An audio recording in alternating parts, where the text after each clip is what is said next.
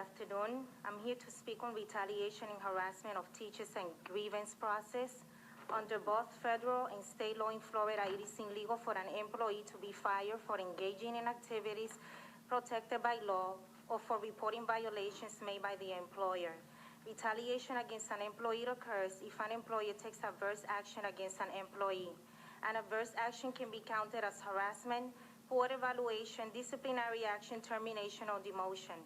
Protections are provided in the Florida Civil Rights Act, and retaliation claims are filed with the Florida Commission on Human Relations. Title VII of the 1964 Civil Rights Act protects employees from retaliation under a federal law. Retaliation and the law. Employers may not retaliate by firing, demoting, or harassing an employee for exercising his or her employment rights. Employees are protected from retaliation by employers for actions such as for joining or forming a union or participating in union activities. In addition, Florida's Whistleblower Act, along with federal law, protects employees from retaliation when they report their employer for suspected violations. Now that I have given you a background about the law, my questions to this board, respectfully: why harassment to the stewards and teachers' grievances or any grievance continue to be denied?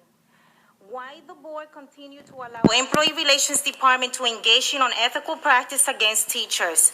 Why the individuals who work at employee relations are basically denying grievances? They bypass Florida statutes, Department of Education rules and regulations. They bypass our own school board policies and basically vomit on top of our contract.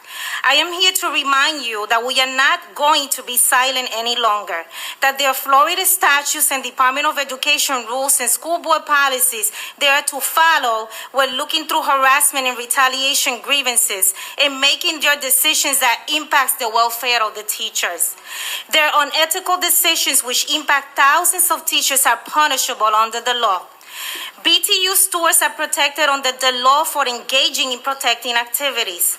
I am asking for this board to please pay close attention to the grievance processes, that we are protected under the Florida Civil Rights Act, and to remind them that if they don't follow the law, claims will be filed with the Florida Commission on Human Relations, and an unfair labor practice lawsuit can also be filed. Thank you. Ronnie Flournoy. Joshua Jameson. Kelly Bush. Michael Serbola.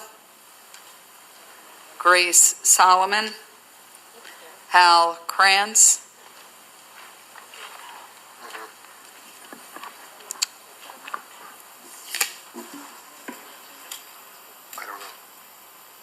I'd like to speak with you about teacher retention. As you know, it's becoming harder and harder for you to retain teachers. And we have some statistics that we have from your teachers that might give you some insight into why it's becoming harder and harder. And every year that goes by, it's going to become harder and harder if you don't change the ways you treat teachers, like you've just heard 4 or 5 times what's going on in the schools. I want to give you some statistics that we took from our teachers that you might not know.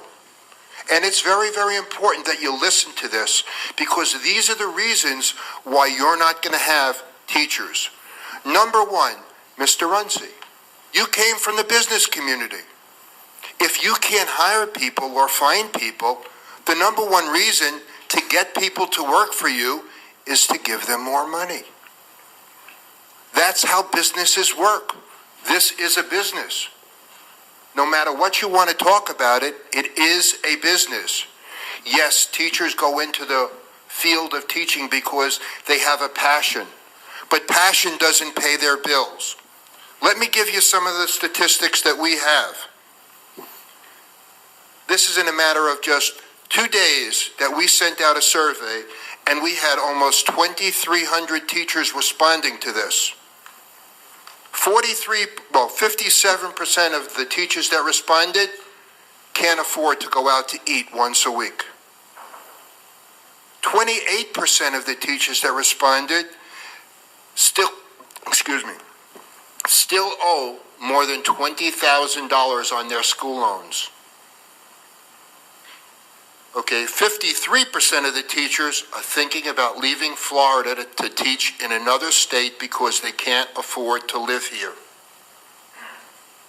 76% of the teachers are just thinking about leaving altogether because they no longer have that passion to be in a classroom. 12% of the teachers have filed bankruptcy within the last 8 years. 56% of teachers still owe more than $10,000 on their credit cards. 56% of the teachers that responded have to work a second job. Now, we've talked about this, but one of the most startling statistics that's out there is that 93% of your teachers said that they would not recommend working in Broward County as a teacher.